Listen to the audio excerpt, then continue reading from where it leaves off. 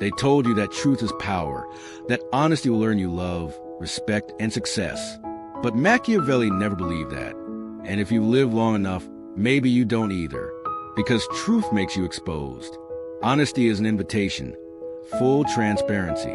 That's like stepping onto a battlefield naked while others come armored and smiling. This isn't evil. It's human nature. A stage where everyone wears a costume. And the first to undress is the first to bleed. Machiavelli, the most honest man about dishonesty, saw this centuries ago. He didn't tell you to fake it. He told you to wake up. Because in a world full of masks, taking yours off first isn't noble. It's suicide. You can keep your morals, but you better know when your morality is being used against you. Not every honest man loses. But in the biggest games of life, the winners aren't the most transparent. They're the ones who know when to speak the truth and when to sheath it like a weapon. If that unsettles you, good, because discomfort is the first symptom of waking up. If you've ever been punished for trusting, if you've ever watched a liar rise while you stayed still, then maybe it's time you stopped preaching virtue and started studying Machiavelli, not to become ruthless, but to stop being ruled by people who only pretend to be good. Part 1. The lie you're already living. You say you're honest. You wear it like a badge. But let's take a closer look. Have you ever told a white lie just to make someone feel better? Nodded in agreement when you didn't agree? Just keep the peace? Smiled in public while bleeding inside? That's not weakness. That's survival. That's a silent contract we all sign to keep the illusion stable. Machiavelli wouldn't call it lying. He'd call it adaptation. Because even the most righteous among us edit their truth every day. And whether you admit it or not, you're already doing what he taught. The only difference? You do it defensively, subconsciously, without owning it. He once wrote, "The promise given was a necessity of the past. The word broken is a necessity of the present." That wasn't cruelty. It was recognition that the world shifts. And if you refuse to shift with it, you become a relic. The cost of naive honesty. You walk into a negotiation. You bear your numbers, your timeline, your intentions. You think honesty will build trust. But the other side smiles and takes notes. And when the deal is done, you're the only one who lost ground. What happened? You confused openness with strategy. You forgot that truth, like power, must be handled with calculation. You don't have to become a liar, but you do have to stop assuming that honesty by itself is a virtue in every room. Because even your integrity can become a weapon in the hands of someone smarter than you. This isn't about deception for deception's sake. It's about clarity. Clarity about the world you actually live in. A world where your truth is just another asset. And every asset needs to be protected. So the next time you hesitate to hold something back, to word your truth more carefully, to stay silent instead of exposing yourself, don't feel guilty. Feel strategic. Because like it or not, you've already been living by Machiavellian logic. You just didn't know it had a name. Part 2. The power of the story. Politics isn't built on truth. It's built on narrative, on carefully sculpted myths that don't have to be accurate. They just have to feel real enough and comforting enough to keep the masses believing. Machiavelli knew this, and it terrified those who wanted politics to be noble. Because when you realize that power belongs to the storyteller, not the truth teller, you start to see the world differently. He once wrote, "A man who wishes to profess goodness at all times will come to ruin among so many who are not good." It sounds cruel, but it's not cruelty. It's a mirror. Why facts lose the feelings. Let's revisit that election. 2 candidates. Alex tells the truth. He warns about inflation, economic downturns, international risks. He's honest, rational. Predictably, he loses. James doesn't give you facts. He gives you a dream. He promises safety, growth, unity. He does explain the storm. He paints a rainbow after it. And he wins. Why? Because, as Machiavelli put it, men are more often moved by the things that seem than by those that are. It's not just politics. It's everywhere. In job interviews, the most confident candidate often beats the most qualified one. In business, investors throw millions at a founder who knows how to pitch, not the one buried in spreadsheets. On social media, Influencers win not because they live better lives, but because they package them better. What the world wants is not the raw truth. It wants a version that moves them, that makes them feel safe, hopeful, inspired. Machiavelli didn't shame this. He understood it. He accepted that in public life, truth must be curated to survive. Because people don't live in your conscience. They live in your image. And if you want to lead, you must master the language of image. Not to manipulate out of malice, but to navigate a world where emotion beats logic 9 times out of 10. The hard question. So let me ask you, have you ever told the truth and been called negative? Have you ever predicted something hard and they labeled you cynical? That's not on you. That's on the story. And the one who masters story doesn't just lead people. He shapes the world they believe they're living in. So the next time someone tells you just speak your truth, ask yourself, do they really want the truth? Or do they just want a prettier story? Because in every room of power, the man who moves people emotionally moves everything. Part 3, The Fox and the Lion, Mastering Dual Nature. Every man wants to be powerful. Some chase strength, others chase intelligence. But very few understand what Machiavelli taught centuries ago. True power doesn't come from being just one or the other. It comes from being both. A prince must learn how to be both a fox and a lion. Why? Because strength without awareness is reckless, and cleverness without force is impotent. The lion roars. He charges. He fights off threats. But he steps blindly into traps he can't even see. The fox, meanwhile, doesn't fall into traps. She sees everything. Every lie, every angle, every setup. But when the wolf shows his teeth, she has no way to bite back. Machiavelli saw what most men never do. Survival, real survival, demands a dual nature. You must be brave enough to strike, but smart enough to know when not to. You must be able to sense a trap and become the trap when needed. History's greatest players. Napoleon faked retreat when he was weak. He let his enemies believe he was finished. And when they relaxed, he attacked from the shadows. That's not manipulation for ego. That's timing. Steve Jobs distorted reality around him. He made people believe the impossible could be built, and then demanded they build it. He was a fox bending perception. He was a lion demanding results. But what about you? Where do you fall? Do you hide behind clever words, avoiding hard conflict? Or do you swing with brute force, unaware of the game behind the curtain? Most men pick one mask, and they get eaten by the other.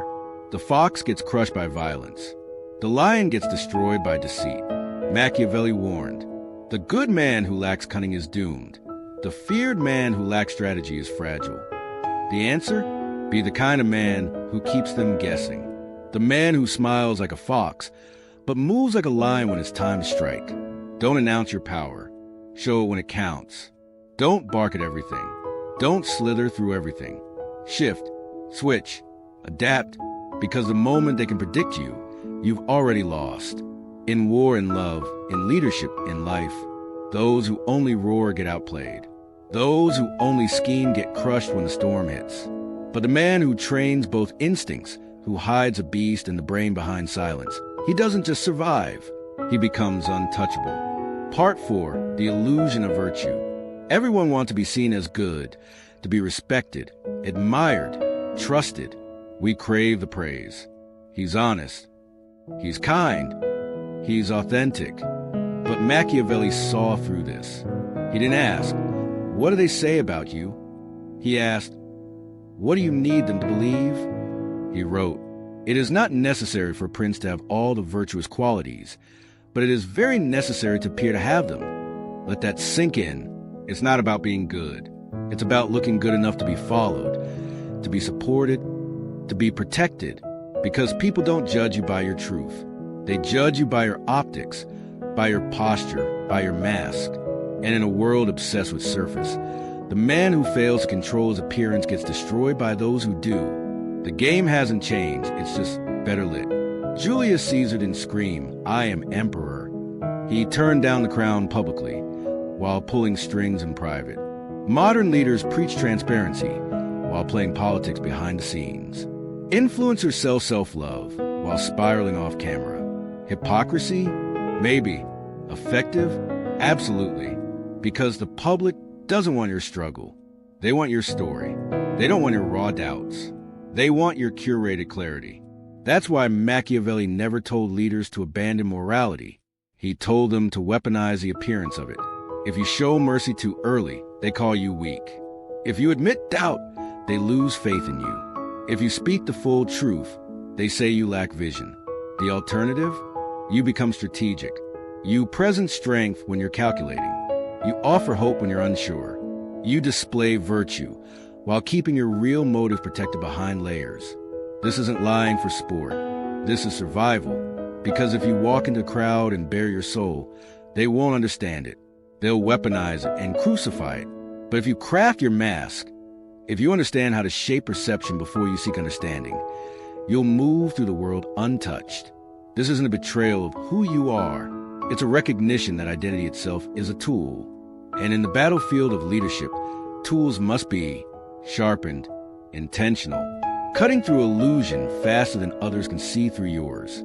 The final question, are you chasing actual virtue, or are you chasing the appearance that makes others feel safe? Because the man who tries to be fully authentic in a world built on performance ends up broken, or invisible, not because he was wrong, but because he refused to adapt.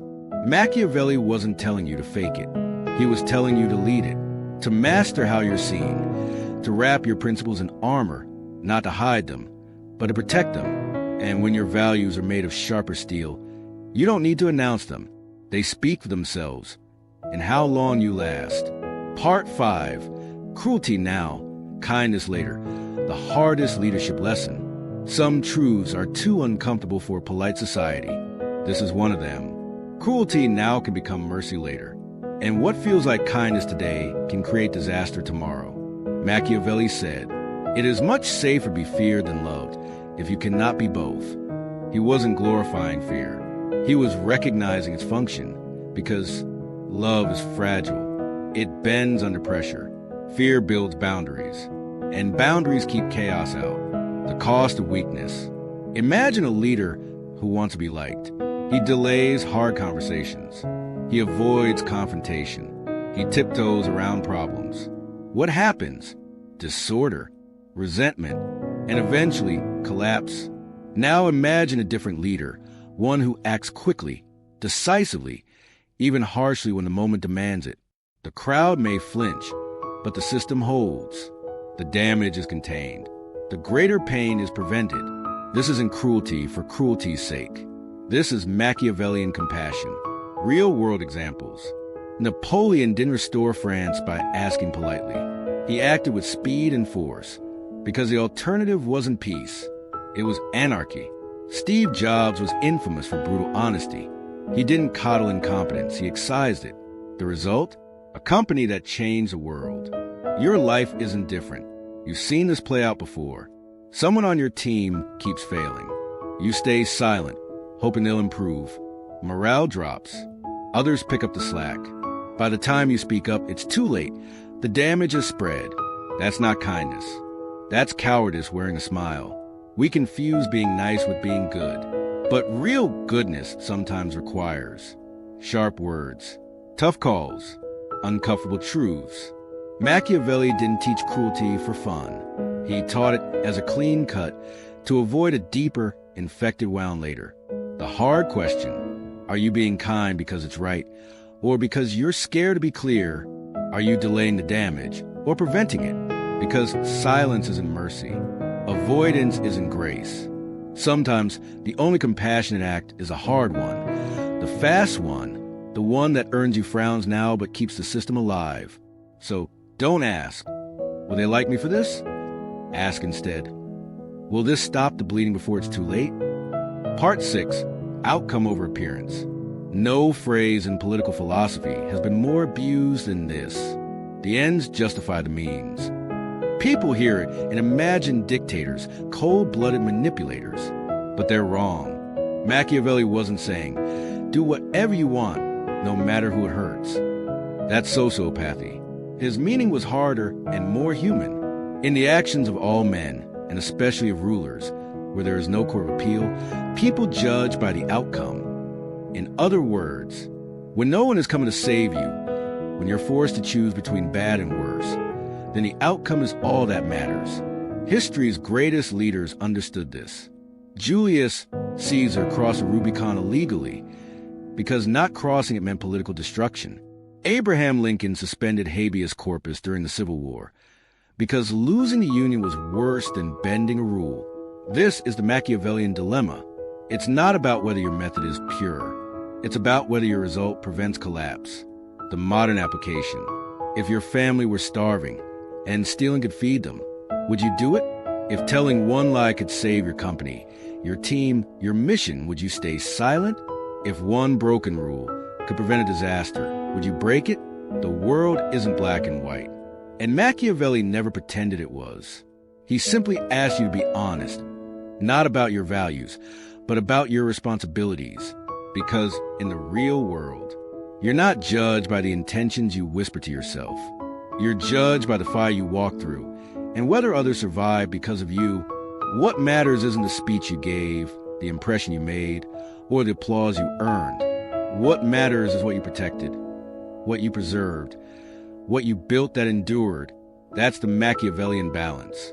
So no, this isn't a license to do anything, but it is a demand that you stop pretending you can lead without getting your hands dirty. Because if the system collapses under your watch, your perfect intentions won't matter. Only the rubble will remain. Final lesson. Your legend is your reputation. Power fades. Money moves. Status rises and falls. But reputation? Reputation lingers. It follows you into every room before you even speak. Machiavelli knew reputation isn't built on truth. It's built on illusion, curated with precision. He wrote, "Everyone sees what you appear to be. Few really know what you are." That sentence is your greatest warning and your greatest advantage. Because people don't care who you truly are. They care about what they believe you are. And belief shapes. Response. Opportunity. Power. How legends are built. Henry Kissinger was called both a peacemaker and a manipulator. But no one denied one thing. He moved history. Steve Jobs wasn't just a tech genius. He was a myth. And myths are harder to kill than men. Your reputation isn't built by telling the whole truth. It's built by choosing which truth to reveal and when. The modern game.